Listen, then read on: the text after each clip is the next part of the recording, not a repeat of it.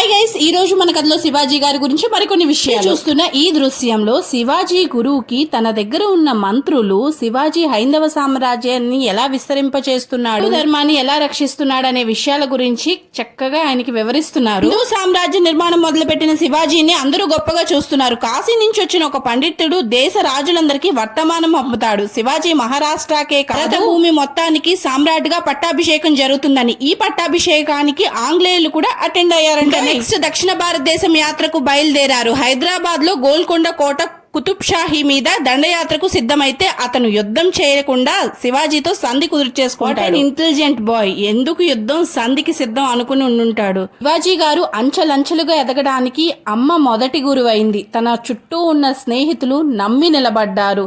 ఆయన తెలివితేటలతో మరి కాస్త ముందుకెళ్ళారు. వీడియో నచ్చితే గట్టిగా వినిపిస్తుందా, గట్టిగా ఒక లైక్ కొట్టి కూసింత సబ్స్క్రైబ్ చేసుకొని వెళ్ళండి.